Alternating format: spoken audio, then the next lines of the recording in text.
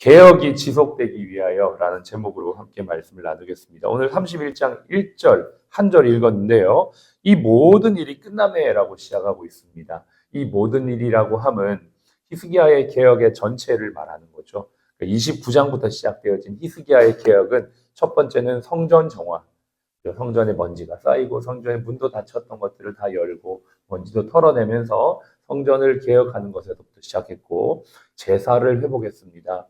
제사라는 건 단순히 하나님 앞에 개인의 예배뿐만 아니라 하나님이 이스라엘 백성들을 통하여 열방을 위한 중보적 제사, 열방을 위한 기도의 민족으로 제사장 국가로 세우셨던 그 사명을 회복했던 그 제사의 회복. 세 번째는 모든 것이 하나님의 은혜였음에도 불구하고 다 우상 앞에 갖다 바쳤잖아요.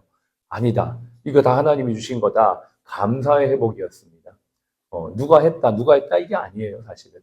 그 사람을 통해 하나님이 하신 거고 그 일을 통해 하나님이 하신 거기 때문에 하나님께 감사와 영광을 돌리니 감사의 회복이 29장에 있었습니다. 두 번째 개혁이 뭡니까? 절기, 특별히 유월절을 회복했습니다. 이 유월절은 이스라엘의 시작과 함께 시작되어진 매우 중요한 절기이고 이것이 다윗과 솔로몬 때를 기점으로 한 200년 동안 이 절기가 드려지지 않았어요. 왕들이 하나님이 명하신 이 절기를 행하지 않으니까 점점점 쇠락의 길로 갔던 것을 알게 되었고, 북이스라엘이 이제 사마리아에 있는 원래는 사마리아가 북이스라엘의 수도인데 아수르가 공격해서 사마리아 사람을 잡아가잖아요. 그리고 예수님 당시에 사마리아가 그렇게 부정한 나라 곳이 되어진 이유가 그때서부터 시작되었는데, 이렇게 아수르한테 공격받는 이유는 뭐냐? 절기를 회복하지 못했기 때문이다. 그러면서 남유다와 북이스라엘 함께 유월절을 회복하면서 하나님 앞에 나아갔습니다. 이것은 영적인 회복과 함께 영토의 회복까지도 생각했던 그런 모습이었죠. 그리고 오늘 31장이 그 시작을 말하고 있는 겁니다. 이 모든 일이 끝남에 성전 개혁, 또 절기 개혁이 끝난 이후에 이제 무엇이 있습니까? 거기에 있는 이스라엘 무리가 나가서 유다 여러 성읍에 이르러 주상들을 깨뜨리며 아살의 목상들을 찍으며 유다와 베냐민과 에브라임과 므낫세 온 땅에서 산당들과 제단들을 제거하여 없앴다. 무엇입니까? 남아있는 우상 숭배의 잔재를 뿌리 뽑겠다는 구체적인 행위죠. 그러니까 이제 성령으로 개혁하고 성전도 개혁하고 절기도 개혁했어요. 그거는 예루살렘 중심으로 이루어진 것이죠. 그런데 이제는 사람들이 각자의 자리에 돌아가서 각자의 자리에 남아있는 우상의 잔재를 뿌리 뽑기 시작하는 것입니다. 우리가 오늘도 예배의 자리에서 하나님의 말씀을 듣고 이제 은혜를 받고 나 이렇게 살겠습니다 결단한다면 우리 삶의 자리에서 개혁해야 될 부분들이 무엇인지를 발견하고 그것들을 변화시켜 나가는 것이지요. 그것이 이제 구체적인 행동으로 나아가는 것입니다. 행동이 없으면 변화가 없습니다. 아무리 이곳에서 은혜 받고 결단해도 구체적으로 행동하지 않으면 행함이 없는 믿음은 죽은 믿음이기 때문에 그 믿음이 우리를 변화시킬 수가 없는 것입니다. 저와 여러분들이 오늘도 무엇을 구체적으로 내가 실천해 볼 수 있을까? 다음 11월 16일이 추수감사주의인데 내가 한 영혼을 전도하려면 나는 구체적으로 오늘부터 무엇을 할 수 있는가를 생각하면서 플랜을 짜는 것입니다. 내가 저 사람한테 오늘은 기도를 많이 해야지. 다음 주에는 내가 선물을 좀 준비해야지. 그리고 다음 주에는 내가 구체적인 시간과 장소를 알려주면서 한번 초대해야지. 이런 구체적인 플랜들을 짤 수가 있는 것이죠. 이러한 행동들이 우리에게 필요한 것입니다. 그리고 31장 1절 뒤에 보면 이스라엘 모든 자손이 각각 자기들의 본성 기업으로 돌아갔다. 무엇입니까? 각자의 자리, 각자의 위치로 돌아가 일상으로 복귀하는 것입니다. 이 일상의 복귀는 이전의 일상의 복귀와는 다릅니다. 예배로 회복되어진 심령이 구체적인 액션을 위해 일상으로 복귀하는 것이죠. 우리도 이곳에서 삶의 자리에서 예배가 끝난 이후에 삶의 자리에 돌아가 하나님의 백성으로 살아내야만 하는 것입니다. 여기에서 이제 구체적으로 2절부터 10절까지는 이것이 구체적으로 지속될 수 있는 시스템을 우리에게 소개해주고 있습니다. 자, 한번 2절을 보겠습니다. 2절을 같이 읽겠습니다. 히스기야가 제사장들과 레위 사람들의 반열을 정하고 그들의 반열에 따라 각각 그들의 직임을 행하게 하되 곧 제사장들과 레위 사람들에게 번제와 화목제를 드리며 여호와의 휘장문에서 섬기며 감사하며 찬송하게 하고, 지속되어진 시스템을 유지하기 위해서 첫 번째 한 것은 반차, 예배의 순서를 정한 것입니다. 리더의 중요한 역할 중에 하나는 뭐냐면 지속적으로 이루어질 수 있는 구조와 시스템을 만드는 것입니다. 내가 이 일을 잘했어요. 히스기야가 이것을 한 이유가 무엇입니까? 히스기야 자신도 영원하지 않다는 걸 알고 있었습니다. 자신이 이 세상을 떠나 하나님께 가고 나서 이 예배가 계속적으로 되어질 수 있도록 시스템을 확고히 세팅해 놓은 겁니다. 이것도 없는 게 아니에요. 원래 하나님께서 모세에게 율법을 따라 제사장들의 반차를 따라 하나님을 섬기도록 이미 다 세팅해 놨는데 그런 것들이 다 무너졌던 거죠. 그래서 다시 질서, 반차를 회복해서 순번을 따라 예배자들이 예배를 드릴 수 있도록 시스템을 확립해 놓은 것입니다. 이것은 우리의 삶에 많은 영역 적용해 볼 수 있습니다.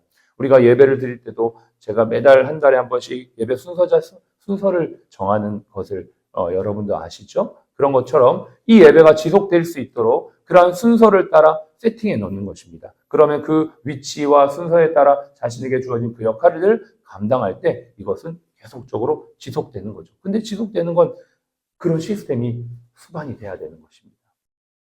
두 번째는 3절인데요. 3절 같이 읽겠습니다. 또 왕의 재산 중에서 얼마를 정하여 여호와의 율법에 기록된 대로 번제 곧 아침과 저녁의 번제와 안식일과 초하루의 절기의 번제를 쓰게 하고 여기 보면 3절에 왕의 재산 중에 얼마를 정하여 지금 이 두 번째 이 지속화되어지는 것은 리더의 헌신에서부터 또 시작이 된다라는 것을 알 수가 있습니다.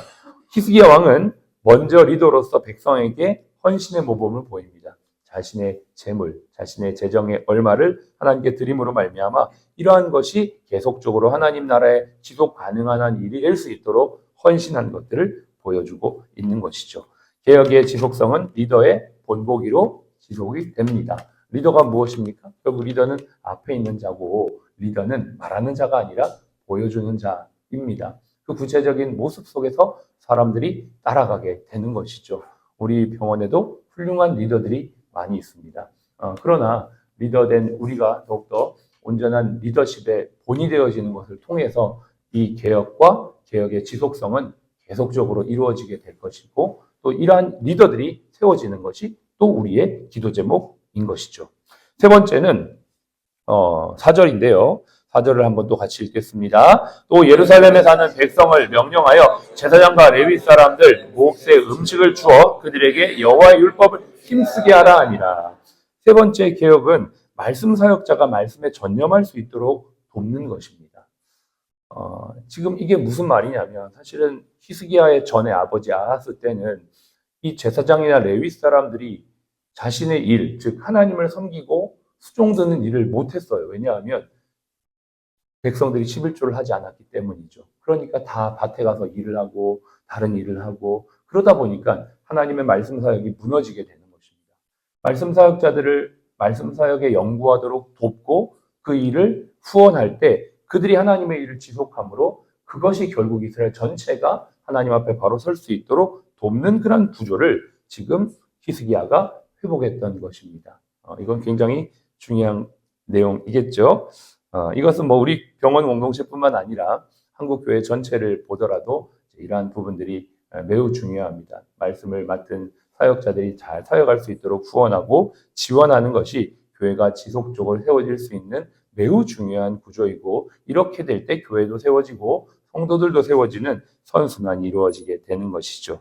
마지막으로 5절부터 10절까지는 백성들의 자발적인 헌신과 그로 인한 풍성함이 지속적으로 일들을 하게 하는 것입니다.